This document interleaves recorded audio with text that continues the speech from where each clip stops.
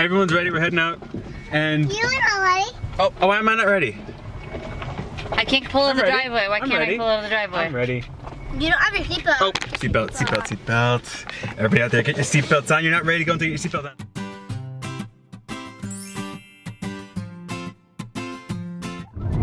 This is a short little video just to address a silly question, or I guess it's a real question. Are we related?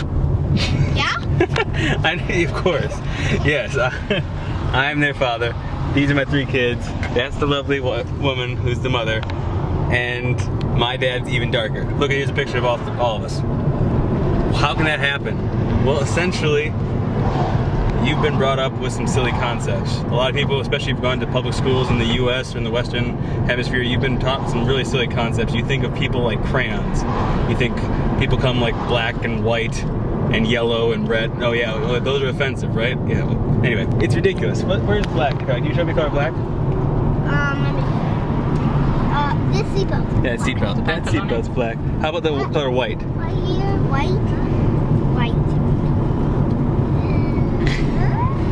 Hard to find sometimes. That's because they're the extremes of the color spectrum. There's the white. Shalani's got white on her tag there. Yeah, color white in there? The white? This is white. That's a little bit of piece of white on the outside. Not white. Yes. That's skin? No, It's it's not. about 2 different colors. This is actually white.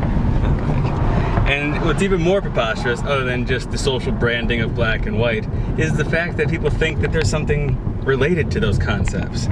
It'd be like me saying, oh yeah, I'm part of the curly-haired people. And curly-haired people can jump really high and they can run really fast. Oh no, sorry. That's the red-haired people. That's right? The red-haired people, they're really smart. No, it's ridiculous to think any trait is associated with a little feature on the outside of a human. Is there an argument against that? There is argument. There's really no argument against it. That's a good question. Is there an argument? People are going to say, is there an argument against it? in certain regions you would have this adaptability. Ah, we're talking regionality adaptations that could occur.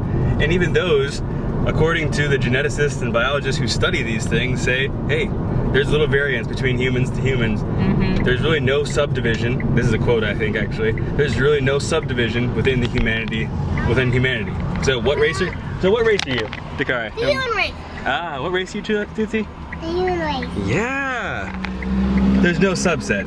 If you're human, we're family. If you're human, we come from the same mother. Ultimately, we all share the same lineage. We all come from the same place. So we're one huge family. Despite the color changes that happen minutely in our skin, generation to generation. And all it takes is grandpa down to grandson, and you can look completely different. And Dakari, if he were to marry someone and partner up with someone of darker complexion with more melanin, that's all it is. Just a different ability to handle sun. That's all it is. And when you tan, you put on more melanin anyway. If you were to marry someone with more melanin, his kids would come a little darker. And if that child had another partner with a darker complexion, that child, my grandchild, would be as dark as my father. So where do these concepts come from? These concepps come from, well, I don't know if that's where we're going to go in this video, but these concepts, I mean, we go back to Johann Blumenbach and some people who essentially had to justify conquests. It's hard to justify conquest over people unless you can put them below you. So you have to start to separate and divide, and you know, that whole divide and conquer. We won't get into the whole, essentially European conquest of the world. But so even the concept of black, it's a funny thing. Calling someone black is black, but people talk about black history and they want to say there's a culture of the black. There's no black landmass. There's no Blackadonia. There's no flag for black people. There's no culture. There's no black culture. You can't even define what it means to be black or what it means to be white. But the word black didn't even come into existence until Middle English, 1500. So we're looking 500 years ago. All the history of the people of the Moors, the people who educated the Europeans out of the Dark Ages. Check your history. There were the people before the blacks, and they called themselves Moors, etc. I'm not getting into a history lesson right now. I just wanted to answer this silly question. Of course, these are my children. This is my lovely partner, and yes, we're one family. And yes, you and I, we're one family, regardless of your skin color. Color, even that word, it means fake, artifice, semblance, that which is not real. Even if we look up, when we're looking at colors, when I see yellow, it's actually how actually vision works is it's everything but yellow. I don't know, a little esoteric. If you like these videos, if you like this concept, like this video, share it, comment below, let me know what you think about this concept. Any last thoughts, Stinky Doo? Oh yeah, and it's this kid's birthday! Yeah, he turned 8 today. And he turned 0 today. 0?